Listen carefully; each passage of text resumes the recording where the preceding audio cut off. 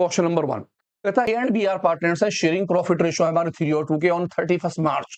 सी को इन्होंने एडमिट करा 31 मार्च में थे partners.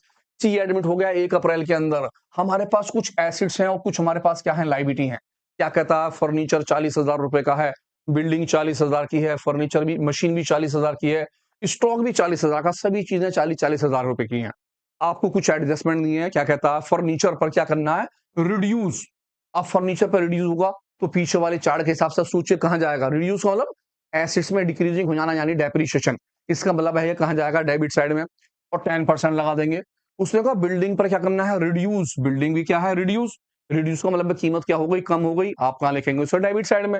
Machine is brought up, आपका मतलब है कीमत बढ़ा दी गई। जब आप कीमत बढ़ा दी गई तो आप कहां लिखेंगे उसे, जी हाँ, क्रेडिट साइड के अंदर। स्टॉक इज रीवैल्यूड एट, अब ये क्या आया, एट। सबसे मसला क्या आता है, जब हम क्वेश्चन करते हैं तो हमारे आगे 3 वर्ड आते हैं। एक तो नाम आता है एट, या नंबर नाम आता है टू, या नाम हमारे पास आता है बाय। आप ध्यान रखिए, अगर कभी भी आपके सामने एट या टू आ जाए, जैसे कि यहां आ गया एट, एट या टू आ जाए, तो आप क्या करते हैं, आप ये देखते हैं कि स्टॉक की पहले वाली वैल्यूएशन क्या है। स्टॉक, इसकी पहली वैल्यूएशन है 40,000, अब वैल्यूएशन कितनी हो गई, 30,000। आप इन दोनों का डिफरेंस लिखते हैं।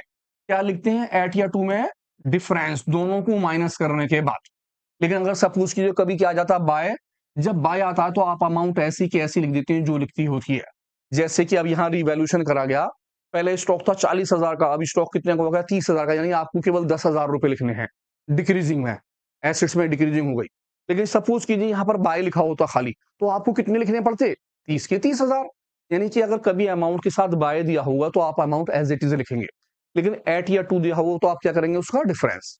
किस तरह से करना है, क्वेश्चन को एक बार कर लेते हैं सॉल्व। मैं बनाता हूं रिवैल्यूएशन अकाउंट, मैंने छोटा सा रिवैल्यूएशन अकाउंट बनाया, पर्टिकुलर अमाउंट, और दोबारा से पढ़ रहा हूं। फर्नीचर पर क्या था, रिड्यूस। जब रिड्यूस था तो मैं आ गया डेबिट साइड, मैंने लिखा टू फर्नीचर, मैंने फर्नीचर का नाम लिख दिया। और कितना परसेंट है, 10%, क्योंकि बाय लिखा है तो मैंने 10% एज इट इज ले लिया।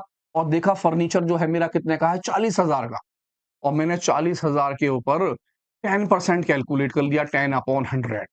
इस तरह से मेरा 4,000 रुपए का क्या आ गया, रिड्यूस। बिल्डिंग पर रिड्यूस है, ये भी रिड्यूस है, लेकिन आपने देखा यहां लिखा है टू। जैसे कि अभी मैंने आपको बताया, जब लिखा हो एट या टू तो आप क्या करेंगे, डिफरेंस। इसका मतलब है यहां इसने परसेंटेज दिए मुझे 60, जबकि टोटल परसेंटेज होती है 100, तो मैं 100 में से 60 माइनस कर दूंगा। इसका मतलब है मुझे कितनी परसेंटेज लगानी है, जी हाँ, 40%। और ये रिड्यूस हुआ है तो मैं आ गया डेबिट साइड में, मैंने नाम लिखा बिल्डिंग।